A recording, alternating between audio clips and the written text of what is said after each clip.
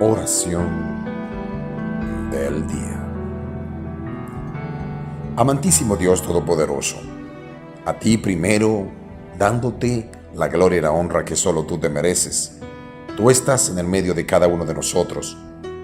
Y aunque muchas veces estamos pensando en el día a día en qué sucederá, lo primero que debe llegar a nuestra mente es agradecerte por el maravilloso día que nos acabas de dar de regalo. Gracias, Señor, por este maravilloso regalo que tú nos das hoy.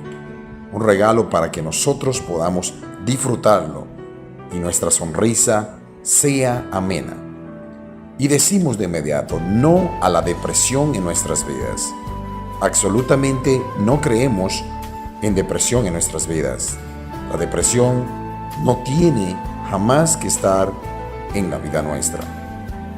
Dice la palabra en Deuteronomio capítulo 31 versículo 8: y Jehová va delante de ti, Él estará contigo, no te dejará, ni te desamparará, no temas, ni te intimides. Las personas que viven con depresión muchas veces pretenden incluso poder llegar hasta el suicidio. Nada de esperanza, nada tienen más que pensar que la vida tiene para ellos. La depresión es algo que nos puede llevar a sentirnos sumamente mal, hacernos sentir confundido, muchas veces por actos que nosotros mismos de alguna manera hemos llegado a ese punto de lo cual llamamos depresión. Está la situación, somos incapaces de darnos cuenta de la belleza del mundo. Cuántas cosas bellas hay en el mundo y nosotros creemos que ya todo ha terminado. La depresión es una condición emocional caracterizada por sentimientos de desesperación, por insuficiencia, también muchas veces porque nos ponemos tristes, falta de concentración y falta de buscar al que todo lo puede, al Dios Todopoderoso, al que jamás nos desamparará siempre y cuando seamos nosotros que aprendamos a buscarle. Muchas veces decimos, me siento depresivo, me siento mal, Dios me ha abandonado. Dios no abandona, Dios está con nosotros. Somos nosotros quienes nos alejamos de Dios. ¡Wow!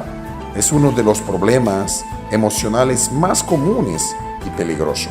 Pero en este día vamos a poner la palabra de Dios y oramos. Señor Dios Todopoderoso, gracias, Señor, porque yo sé que no hay depresión en mi vida.